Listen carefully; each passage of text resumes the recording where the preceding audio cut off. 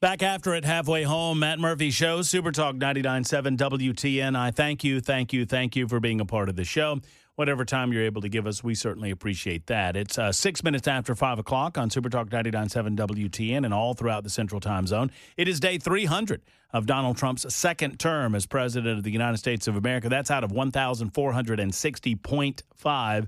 So there's plenty more of this where this came from. It is a Wednesday edition. It is episode 923 of our gatherings together. And on these Wednesdays around this time, we are pleased and proud to welcome our good friend Cameron Smith. He writes for the Tennessean. He writes all the best words. I say all the best words. We also host a podcast called All the Best Words, and you're invited to go and check that out on a platform of your choosing. YouTube, I think, is where we are of your normally. choosing. Yeah, platform of your I think we're on other places. I'm not really sure, honestly. Yeah, if you're looking for us on Snapchat, it's going to be tough. So don't I've never been. Have you ever been on Snapchat? Don't choose that one. Have you ever been on Snapchat? Yes. Oh, yeah, you have boys, right? Yes, and I have to. So the young ones now, that is how they text. Why are you so short today?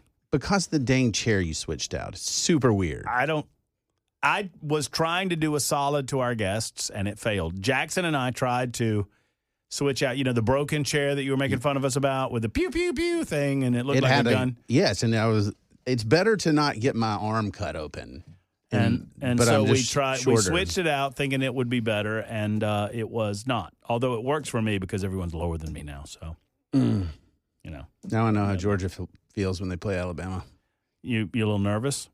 About what? About the game this weekend. Oklahoma? Yeah. Yes, absolutely. So am I. Yes, they're good. You know how many times Alabama's beaten Oklahoma in the regular season? I do not. Ken, do you know how many times Alabama has beaten Oklahoma in the regular season in the game of football? Fortunately, Oklahoma's 4-0. Ooh. But when it counts, we're 0-2. And I'm talking about the postseason because Alabama put a whooping on us. It's Mateer. I mean, if he can really gun it's it, all about Mateer. He's the linchpin. It's all about whether or not their defense can get to and disrupt Ty Simpson. Yeah, we cannot let Ty just sit. If you let him sit back there, if we let him sit back there, he'll he is pick going to up. light us up. Well, you could say that about any team. I mean, Ty Simpson, if he gets a little time, This is the happiest time. Oklahoma's got a great defense. They're a good team, and so yes, is the answer to that question. Very good. So, what would you like to talk about, Cameron? I feel like, you're a friend of the show. You're more than just a guest. You're a regular. Yes, sir. You're a component of the Murphy Show, but I feel like I should give you dealer's choice here. It's sort of like a friend with benefits. Yeah, sure. Yeah. So to speak.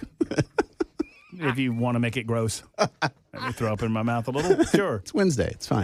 Sure. I learned something the other day. You know what? Never mind. I can't do that on the radio. I can't remember the phrase you taught me yesterday. It's like pillow something or another. Nope. No.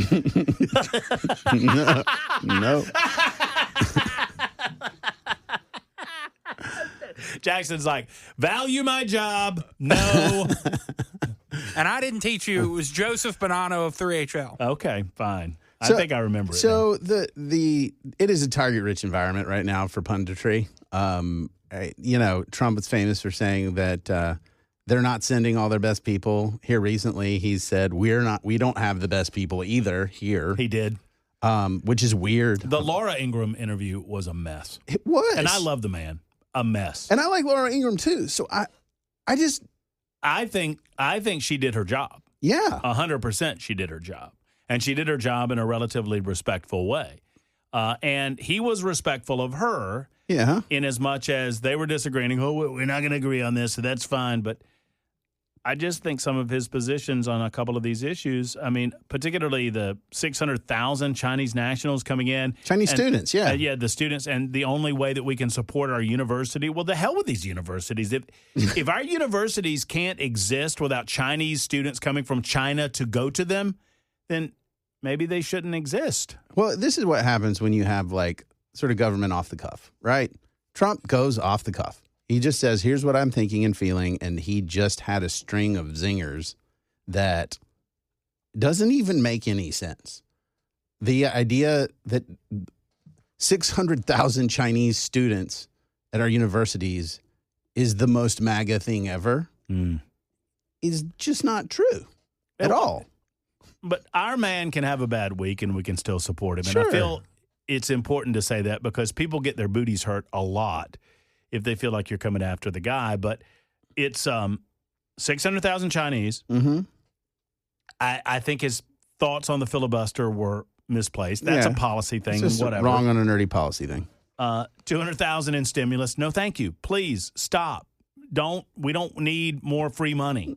Right. From This a was federal the government. this was the tariff $2,000 thing. Yeah. Then they it's kind of just- walked back and said that can come in many forms. Sure. And then and the other was the 50-year mortgage. Yeah. No, thank you. We don't need to loosen lending practices to make us slaves of the bank even further. No, thank you. Well, and this is like super great for like already rich developers, right? It's like, oh, you don't have to like price your product competitively because you can get what you want now, Right. and we'll just enslave the buyer. Yeah, so continue to charge $2 million for a $1 million product, and we'll just stretch it out longer. Yeah, this was just. You know, can I just Yeah, go ahead.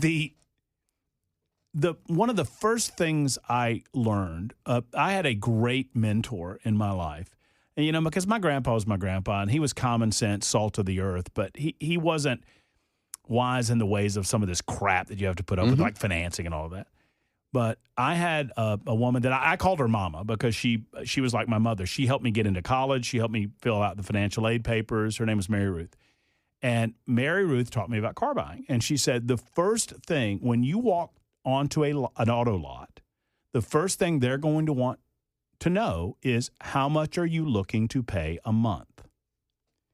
And from there, they are going to walk back to the least expensive automobile that they can get you in, and they're going to maximize their profits by stretching it out over these monthly payments, and you're going to pay out of the wazoo through finance charges. Right. So do not dicker around with how much are you looking to pay a month. The purpose of negotiation is to negotiate what the value of the product that you're buying is, and then we'll talk about financing later, right? Right. So if you give them that benefit in house buying, they're going to use it. And, what are we looking about getting you into? And then if you're not concerned about the value of the product that you're buying, I promise you they're going to charge more. Yeah, of course. Than they should. Yeah, and this was just like a head scratcher. And then, you know, this week was even weirder here in the state because we were piling on Governor Lee for saying, hey, you know, people in New York who don't like socialism, bring your business here. And that seems so obvious to me that that's a good thing, that we want jobs and opportunity. And yet we had he who shall not be named and other conservative-y types saying, well, we don't want that. And then sort of like maybe we want the good ones. Come on. What are we doing? Well, and you're referencing state Senate candidate Gary Humble, who is running in the 27th district in the state of Tennessee to be the next state senator. I think that seat is currently occupied by Jack Johnson. Didn't he already lose? He did lose to Jack Johnson. It was like a 52-48 deal, I think. Yeah, sure. But he's running again. And, yeah, his knee-jerk reaction, which he's regularly said that, you know, Bill Lee's not conservative enough, and I don't see it. I understand people's frustration over the COVID issue. By the way, that was not unique to the state of Tennessee. Every state in the union had frustrations. And, oh, by the way, I need to remind you folks of this. Tennessee was one of the top 5 in terms of reopening. Yeah.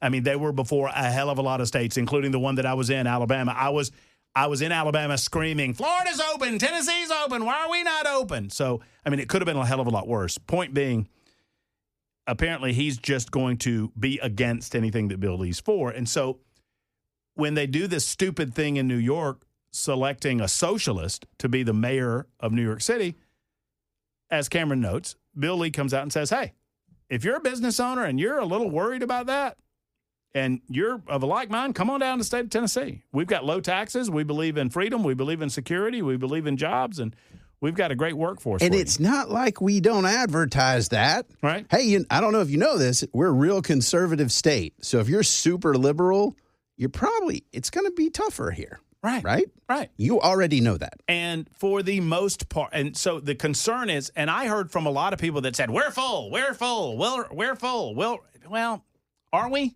No. I don't think we're full. No. And I thought we want to promote and advance freedom and liberty and free markets. I got 5 boys. They're going to need jobs. Right. So, let's create more opportunity here. I guess. So I heard a lot of people that were very frustrated about family farms becoming, developments.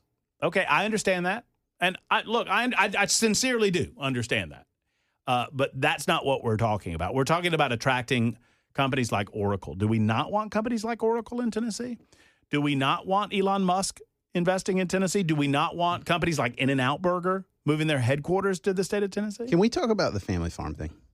Yeah, well, sure we can. I worked on Bill Prim's farm at the corner of Concord Road and Edmondson Pike as a kid.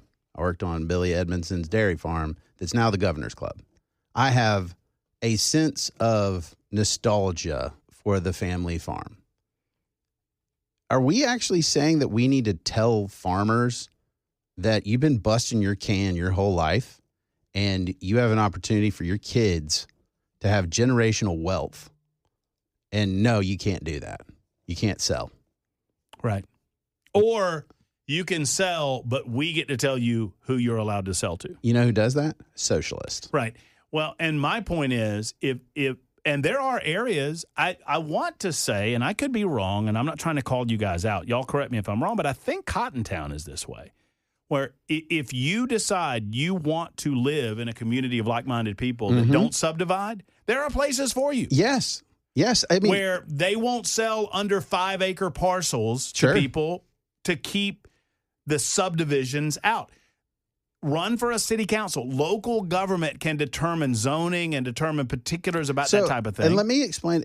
And I'm a radical on this. I'll be honest. That I believe that people who own property and have cash should be able to make decisions for themselves. And if you don't like their decision, go buy it. And that happens, and I'll say it happens in Williamson County all the time. Everybody wants to be the last one in. They want to say, well, it's a shame that the family farms are going away, while they live in a multi-million-dollar home on an old family farm. Yeah, and the development that they live in is called Grump Farms or whatever. And why do you think it has that name? Oh, I don't know. Dude, because it used to be a farm. Dude, I live in Scales Farmstead. See? And so you're a part of the problem. And would I love the landscape around my neighborhood to remain pristine indefinitely with cows roaming free, happy cows? Yeah, of course.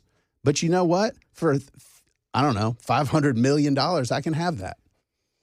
It is a local issue for individuals within local communities. Like if the people of Nolensville went to the city council of Nolensville and said, we do not continue to have the infrastructure available to continue these developments, and we're not paying you any more money to provide that infrastructure. That's something that needs to be taken up locally, and that's fine. That's a great local debate to have in these communities.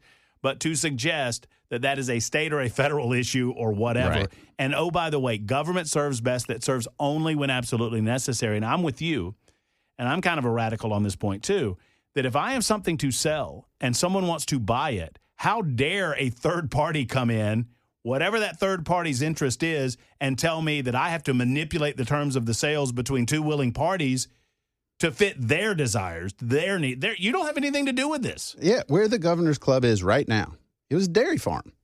I used to hunt there, and you know what's really hard? A dairy farm.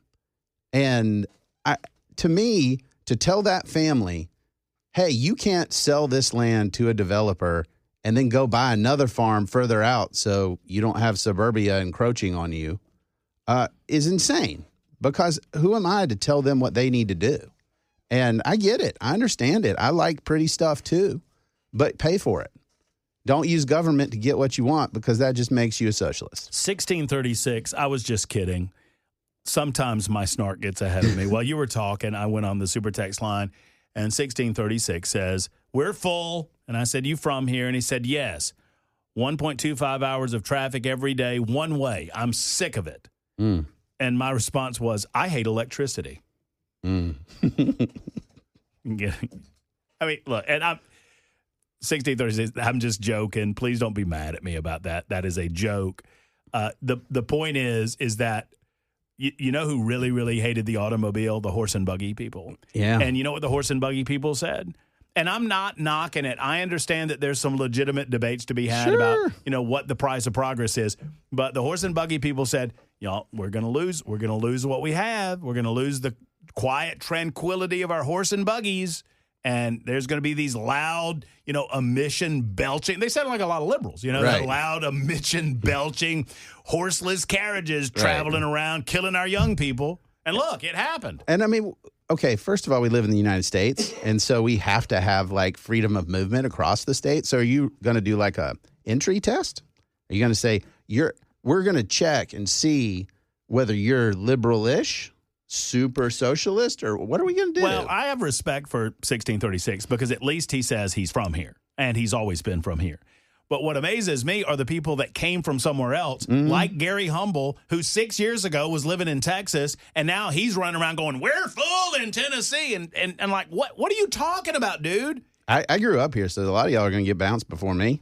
And, I'm OG, so I feel very secure in my Tennessee. I'm not. I have to leave before Humble. I know.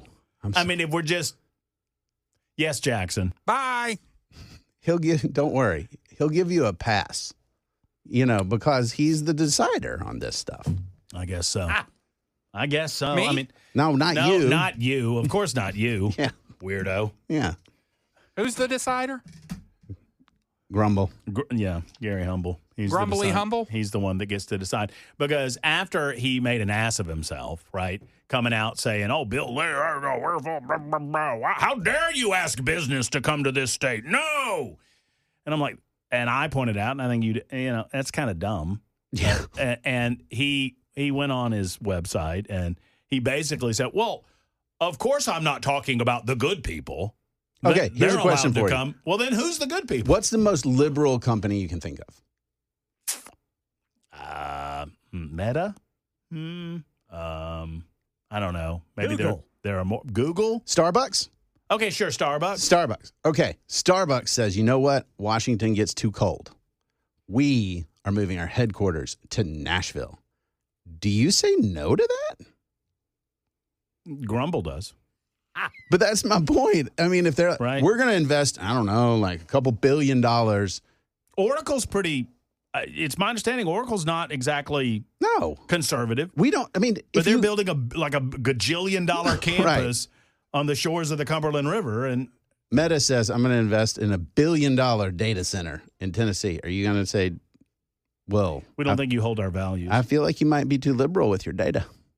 Well, what we do want to do is and there's a legitimacy to reminding people what makes Tennessee so great, right? Sure. There's a reason why we have low taxation, relatively speaking, to the rest of the country. There's a reason that we enjoy some of the beautiful places that we enjoy. And look, I understand wanting to keep those places, but I also understand nostalgia is a form of depression. I posted something on my Twitter feed, at Matt Murphy Show. Follow me. I'm fun over there, at Matt Murphy Show, because all I hear about downtown Nashville is how awesome it was back in the day, right? And I posted this photo, and I was joking around going, yeah, this is really awesome. It was from 1995, and it was Broadway headed towards 2nd, and it's a bunch of empty storefronts, and there's one place that's occupied, and it's the Adult Emporium. Yeah. And I was like, yeah, it was awesome back in the day, wasn't it? I mean, Yes. I understand that it's not for everybody, and I understand that too much of a good thing is too much of a good thing. But you know what makes Middle Tennessee great? It's the people, right? And I agree. It's the Southern hospitality, and it is teaching, engaging, saying, hey, guys, you know why things aren't going great in California in spite of it being an awesome place? Because there's some really bad ideas there that they have for governing. And you know what? Tennesseans are smart enough to look at this and say, yeah, I don't think we're going to do that. So 9083 writes in, and I know we have to go to break, Jackson. My apologies. It's not just business owners. We don't need a bunch of New Yorkers flooding Tennessee. We've already got half of California here, and yes, we're full. I would absolutely, positively tell Starbucks no if it was within my authority. We get by and fine without them, and they will just attract tons of liberals. Well, okay, so In-N-Out Burger, Glock Store is a wonderful company that I do advertising with. I endorse the Glock Store, and I speak for the Glock Store, and I love Lindy McGill and the Glock Store. They came from California. Were we supposed to tell them no to? Oracle, no to? I mean, and if you tell me that if we start naming companies and then at some point you say, Murphy, you're being silly. Right.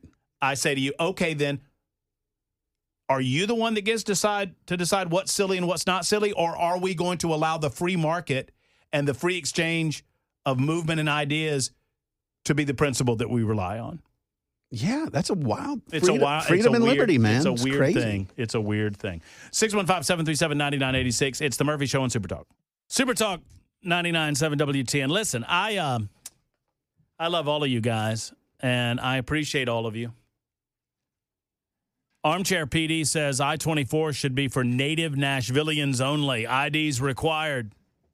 You see, that's a great idea, and I would think that people like Ken Weaver would be on board with that idea, but then Ken can't. Then you can't drive on I-24, Ken, because you're not native to the community. I mean, we need to make some exceptions for people we approve of, right? Give the old thumbs up for some folks. I don't mind not driving on I-24. Yeah, but where do you have to go then? Well, I'll take 65. Oh, okay, but aren't all... But 65 would be a mess, Ken. Yeah, see, because... Oh, that's right. all these non-natives. Son of a biscuit eater. Right, and then you're saying, well, I'll just go on 31 then. Yeah, but there'll be a lot of folks on 31, too. We'll apply for Ken an I-24 visa with the Grumble administration. It's been an ongoing debate. What do you want? Do you want a red hot economy that people want to be a part of, or do you want a stagnant economy that, unemployment rates are going up? I've been a part of that. I was in Birmingham, Alabama, and Birmingham, Alabama could not get out of its own way. And I wouldn't say that Birmingham necessarily was, quote unquote, stagnant, but it was not the state of Tennessee. It wasn't boomtown. And let me promise you something. It's better to be here than it is to be there. Yep. You were there. I was. And it was true. I mean, the growth we have experienced has been so profound, and there's a lot. I get it, right? Like, and I'm not trying to say I don't like, I love rural Tennessee. Like, I prefer it in many respects. If my wife would let me go there and stay there, I would. It's beautiful, man. Yeah, man. And so I just, this idea that, runaway growth, well, who gets to decide that, right? Who gets to be the arbiter here? And you're going to tell a whole lot of people that they can't do what they want with their property, with their money. Like, that sounds kind of not very conservative to me, I just want Elon Musk to build Ken Weaver a tunnel. He's going to do that. From the radio station to Murfreesboro. I think that would make Ken Weaver very happy. I wish he would just maybe buy me a house in Brentwood. I just want it to be called the Borough, and that's what the tunnel's called. The Borough. I'm a little jealous of Chris Hand because he came up with being an a-hole first, and I refuse to use it. Yes, he did. I refuse to use because I think it's besmirching the wonder that is the tunnel that is coming to Nashville, Tennessee. I think it is casting aspersions, as they say, against this beautiful tunnel that I know and love, and I want to be first in because I'm a supporter of it, and other people are mocking it, and I think it's awesome. They said we were going to get to ride in the tunnel, right? I hope that Elon Musk is listening. Oh, look, I bet this is my buddy Paul over there. Is this? Oh, yeah, he's calling me. So I've got this super tech. Paul, if you're listening on the radio station, I can't talk to you now, buddy. I wasn't talking about now. So I give people my cell phone numbers. Yeah, sure. My cell phone number.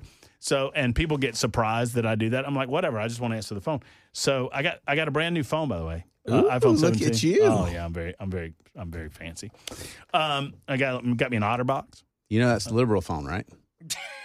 I'm sure. Yes. Okay, just making sure. What should I have gotten? The Android track phone. No, that's Model B. That's for drug dealers. What about that Mint fellow? What's that guy's name? Reynolds. He was Deadpool. That is the Deadpool. Euro phone, I believe. Isn't he married to that woman that's suing the guy? Mm-hmm. Is that right? But they dropped Blake. Oh, did they drop it? Yeah. That guy, I got to listen to more of the news. Yeah. They dropped it. Anyway, so Paul, I guess his name is. Oh, wait. Oh, okay, Paul.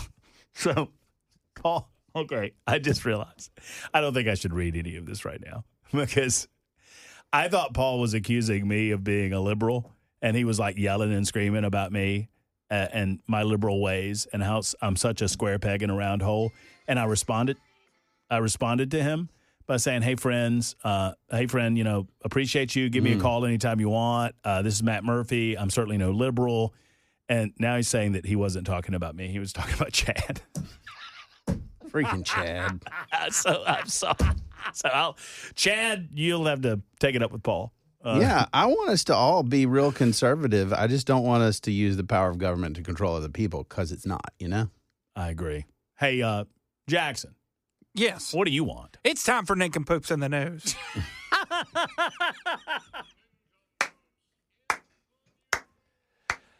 That's right, friends. It is time. On these Wednesdays, we add a special seat at the table of Nincompoops in the News, and it's for Cameron Smith. There's Cameron, there's Matt Murphy, there's Jackson, there's Ken. We give you 4 stories, and you get to pick from those 4. I've got to get a sip of something because my throat is very dry. So, Jackson, who won yesterday? I won yesterday. Wait a minute. Has anybody verified that? I won yesterday. Okay. Well, do you remember your story? I don't remember. It was your something. story. I was the chainsaw guy, butt ass naked. Yeah. It was a winner, brother. It was a winner story. All right. Go right ahead, Jackson. Oh, we have another naked man, this time in North Charleston, South Carolina. Man arrested after doing donuts in a church parking lot in the nude. A man was arrested on Sunday night for allegedly doing donuts while naked in a church parking lot. Around 10:45 p.m., officers with the North Charleston Police Department responded to a report of a nude man driving recklessly on Nesbitt Avenue. When officers arrived, they found empty beer cans and tire marks consistent with a vehicle spinning in circles in a church parking lot. While patrolling the area, the officers received another call about a car stopped in the roadway on James Bell Drive with its horn blaring and traffic blocked.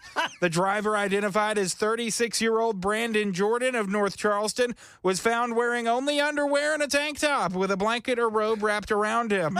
Officers reported that Jordan smelled strongly of alcohol. A search of his vehicle turned up a scale and a white powder that tested presumptive for crack cocaine. Jordan was charged with the following: possession of cocaine and possession of crack cocaine. I didn't know they A powdered cocaine, and then he was on crack. he was on the crack.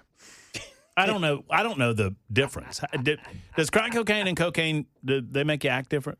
I have no idea. I've never I'm done proud. crack, man. I don't think any of the people in this conversation have any idea. No, sir. I actually worked on the sentencing guidelines for the federal government. So Cameron's done crack. Cameron, what was the free sample like? there was a sentencing disparity between powder cocaine and crack, which is a different form That's the of crack the same rocks, drug. right? Yes. And so it's basically cocaine's just high class. But Wait, I Basically thought what it crack was. was cheaper. Yeah. yeah, it is. That's yeah. Yeah. It's like blue collar cocaine. But they Yeah, they do the same thing. do the same thing. You But can't what's get the it in a difference? gummy. Then why would I pay not that Why I'm would I pay encouraging the any of this. premium Why for would I pay a crack? premium price for powdered cocaine if crack cocaine does the same thing? Because you're just a fancy guy. Is it easier to ingest? I mean, you snort it versus smoking it, I think, is the difference. So it's Or an ease of injecting it. use. or I guess You can could inject crack. I think so. That sounds very I'm dangerous. not really sure. I thought that was heroin, but whatever. Maybe I'm I thinking don't- of heroin. Sorry. I think you're thinking of heroin. I'm going to look up on the work computer. Can you inject crack? You should do that, Jackson. See what comes up. That's a very Oh, good nincompoop in the yeah. news. It's cooked. Yeah, it's you just cook cocaine. Crack looks like small brown rocks. People use crack cocaine by heating it in a glass pipe or adding it to marijuana or tobacco. You can inject crack. Yeah, I thought you could. Crack is whack. Yeah, don't inject crack, anybody. Don't listen to Cameron and Jackson telling you can. Well, you cannot. I just want to know why you would do anything recreational that involves injections. You know? Yeah. Neither of you have answered my central question, and that is, why, if I'm a baller on a budget, would I pay the extra amount of money, which I am told is a lot more for the powdered stuff, if I could get the same type of high from the rock stuff? Well, you want something that looks like baking soda or looks like little rocks? I feel like the principal purpose behind all of it is to, I feel like they're not really worried about the You're look. a drug What you're gonna do utilitarian. crack. You're just like, I don't care. I'm just looking for the functional effect. I Right. mean, And that's the reason people drink boxed wine. I'll go to the Great Value brand if necessary. Not that I shop at Walmart, but you know what? If the taste is relative, maybe it's the taste. The taste of crack. Maybe, I mean, because I wouldn't drink an off-brand of, for example, soda, because what was the crap that Winn-Dixie used to serve? My grandmother used to buy it sometimes. Dr. Thunder was a good one. Yeah. Dr. Thunder was good, but the soda version of whatever that is, I think that's Sam's Club. That stuff sucked, and my grandma would buy that on occasion. I'm like, oh, come on, can we just get some Pepsi up in here? And you said it just like that. All right. Okay. And when I'm talking to my drug dealer, I was like, oh, man, can we get some powder up in here? Yeah, man. Come on, guy. Yo.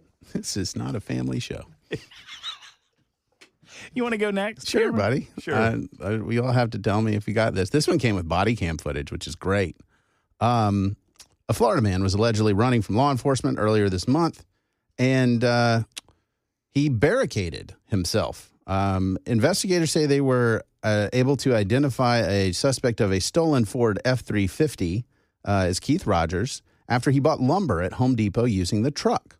The truck was parked in a driveway where he unloaded the wood before fleeing into the residence upon seeing law enforcement. He barricaded himself into the house and said, and this is a quote from the negotiators, due to his extensive criminal history and previous statements that he would get into a shootout before going back to jail, SWAT and crisis negotiators were deployed. After a standoff that lasted several hours, Rogers fell through the ceiling into the arms of SWAT members. There's a body cam video that the guy falls. He's hiding out in the attic. He has barricaded himself in, falls through the ceiling. The SWAT member is actually holding his leg to stop him from crashing completely through. He falls the rest of the way through, and then they restrain him. So if you're going to barricade yourself, watch out for sheetrock in between the studs. Yeah, The joists, I should say. You got to have plywood down. Yeah. Otherwise, you're going to come right through like Clark Griswold in National Lampoon's And that's exactly what happened. Yes. Christmas Vacation. And it's like, dude. And that always bothered me when I was a kid because I felt like if he fell halfway through, couldn't he just go all the rest of the way through? Yeah. It annoyed me. He wouldn't get stuck. Right, Yeah. even as a kid. It's just funny here because it's like, you won't take me alive. You're not going to get me. And then imagine you're the SWAT person and then there's this like leg hanging through the ceiling. I bet that's our guy. Yeah. Right?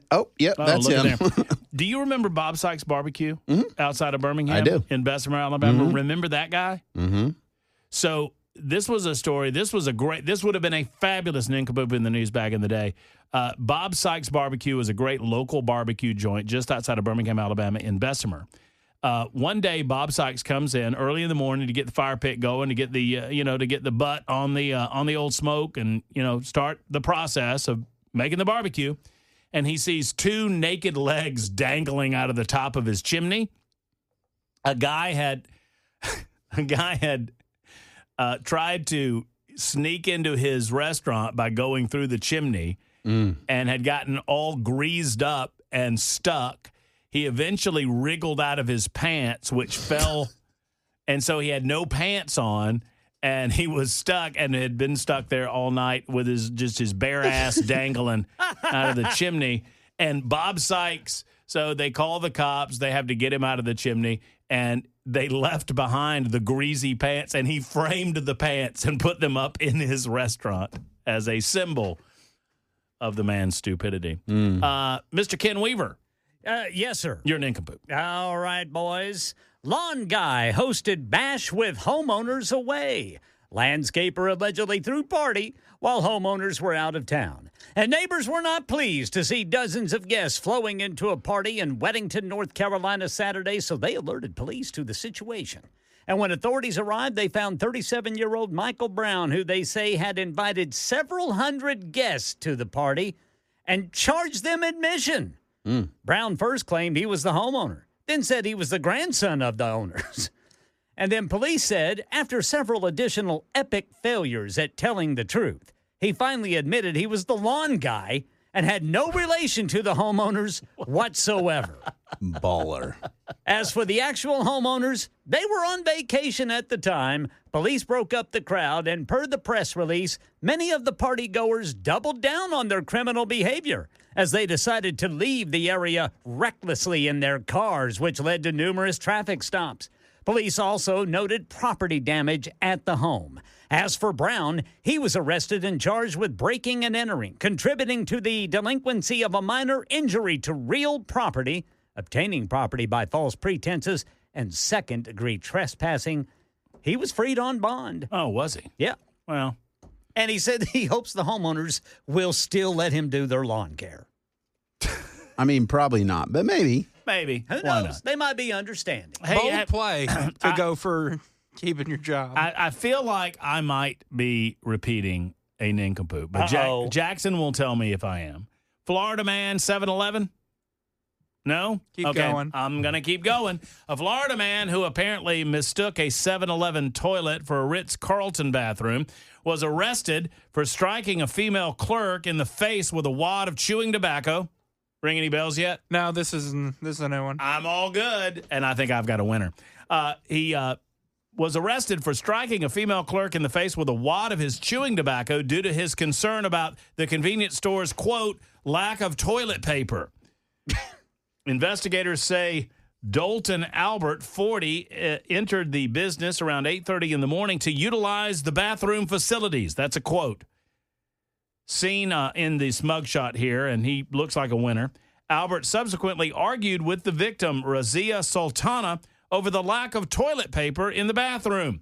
As recorded by a security camera video, Albert then gathers a wad of chewing tobacco from his mouth and throws it at the victim, striking her in the face. An officer who responded to the 7-Eleven reported that Sultana had, quote, remnants of the defendant's tobacco on her face and clothing.